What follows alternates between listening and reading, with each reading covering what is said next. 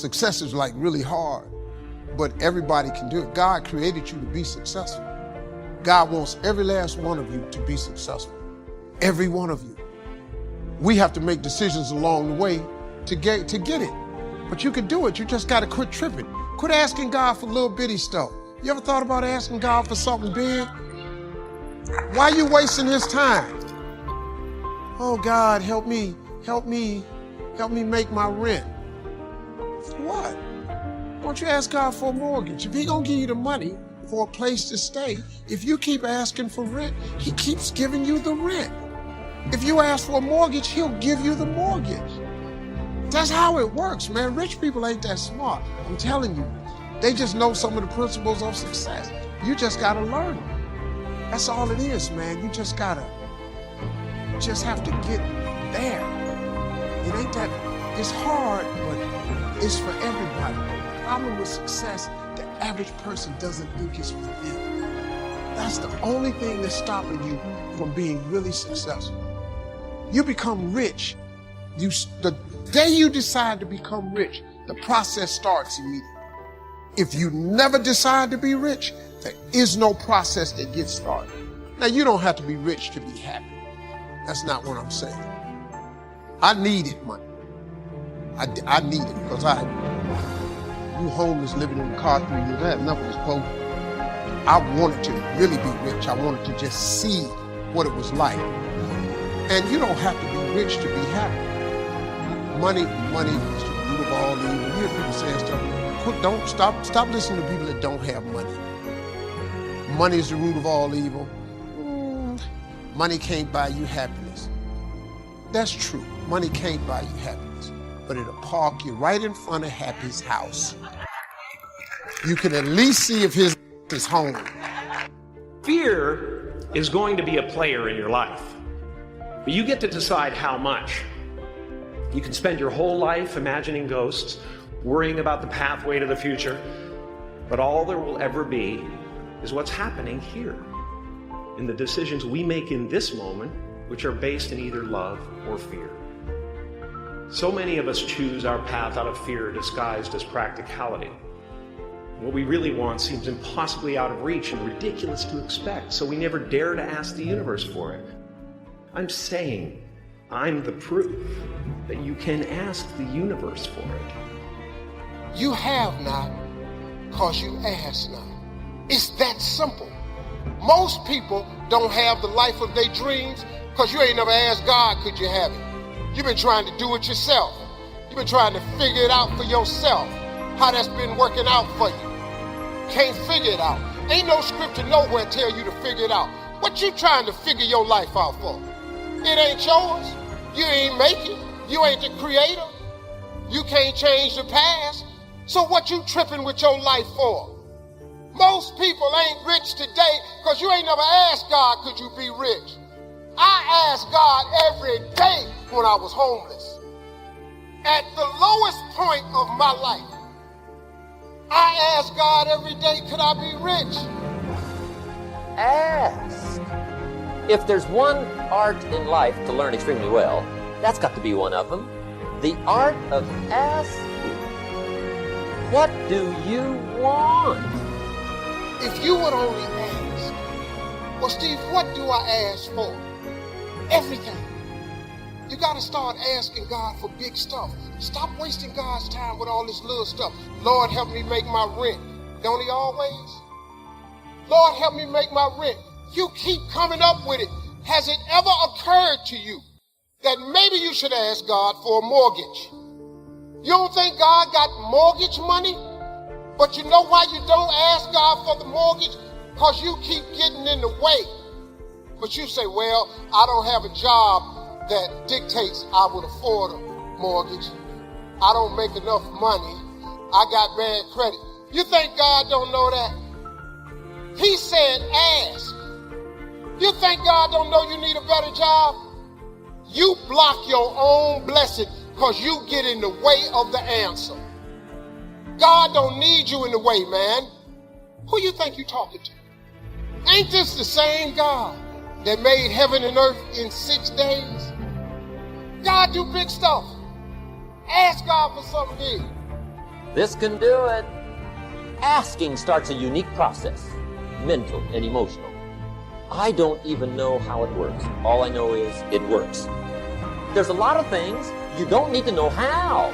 Just work them. Define what you want and describe what you want. Goals become like a magnet. They pull you that direction. And the better you describe them, the more they pull. My father could have been a great comedian, but he didn't believe that that was possible for him. And so he made a conservative choice. Instead, he got a safe job as an accountant. And when I was 12 years old, he was let go from that safe job. And our family had to do whatever we could to survive. I learned many great lessons from my father, not the least of which was that you can fail at what you don't want. So you might as well take a chance on doing what you love. You know, I watched the effect of my father's love and humor and how it altered the world around me. And I thought, that's something to do. That's something worth my time. It wasn't long before I started acting up. You know, people would come over to the house and they'd be greeted by a 7-year-old throwing himself down a large flight of stairs. My father used to brag that I wasn't a ham, I was the whole pig. And he treated my talent as if it was his second chance. When I was about 28, after a decade as a professional comedian, I realized one night in LA that the purpose of my life had always been to free people from concern, just like my dad. And when I realized this, I dubbed my new devotion the Church of Freedom from Concern. What's yours? How will you serve the world? What do they need that your talent can provide? That's all you have to figure out. As someone who's done what you're about to go and do, I can tell you from experience, the effect you have on others is the most valuable currency there is. Everything you gain in life will rot and fall apart, and all that will be left of you is what was in your heart. The only one I hadn't freed was myself, and that's when my search for identity deepened. I wondered who I'd be without my fame. Who would I be if I said things that people didn't want to hear? Or if I defied their expectations of me? And that peace that we're after, lies somewhere beyond personality, beyond the perception of others, beyond invention and disguise, even beyond effort itself.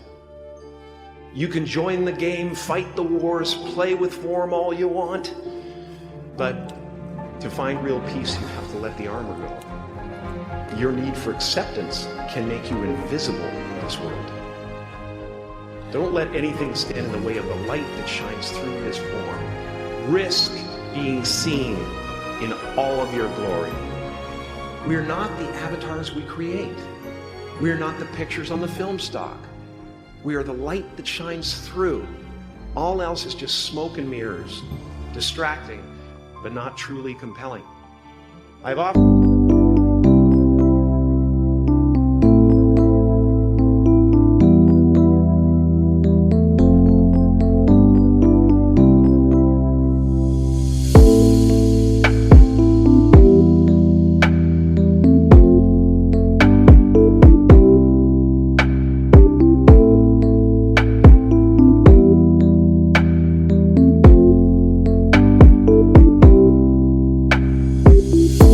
said that I wished people could realize all their dreams and wealth and fame, and so that they could see that it's not where you're going to find your sense of completion. Like many of you, I was concerned about going out into the world and doing something bigger than myself, until someone smarter than myself made me realize that there is nothing bigger than myself. My soul is not contained within the limits of my body. My body is contained within the limitlessness of my soul. One unified field of nothing, dancing for no particular reason, except maybe to comfort and entertain itself. Now I'm always at the beginning. I have a reset button, and I ride that button constantly. Once that button is functioning in your life, there's no story that the mind can create that will be as compelling. The imagination is always manufacturing scenarios, both good and bad, and the ego tries to keep you trapped in the multiplex of the mind. Our eyes are not viewers, they're also projectors that are running a second story over the picture. that we see in front of us all the time. Fear is writing that script, and the working title is, I'll never be enough. No matter what you gain, ego will not let you rest. It will tell you that you cannot stop until you've left an indelible mark on the earth, until you've achieved immortality. How tricky is this ego that it would tempt us with the promise of something we already possess? I just want you to relax. Relax and dream up a good life. I had a substitute teacher from Ireland in the 2nd grade that told my class during morning prayer that when she wants something, anything at all, she prays for it and promises something in return, and she always gets what she wants. I'm sitting in the back of the classroom thinking, my family can't afford a bike. So I went home and I prayed for one. And I promised I would recite the rosary every night in exchange. But 2 weeks later, I got home from school to find a brand new Mustang bike with a banana seat and Easy Rider handlebars. From fool to cool. My family informed me that I had won the bike in a raffle that a friend of mine had entered my name in without my knowledge whatsoever. So that type of thing has been...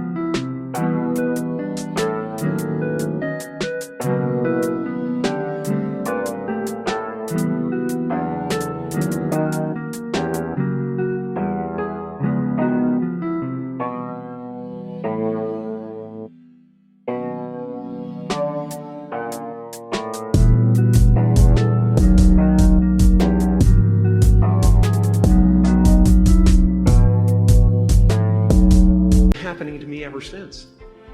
As far as I can tell, it's just about letting the universe know what you want and working toward it while letting go of how it comes to pass. Your job is not to figure out how it's going to happen for you, but to open the door in your head. And when the door opens in real life, just walk through it. And when I say life doesn't happen to you, it happens for you, I really don't know if that's true.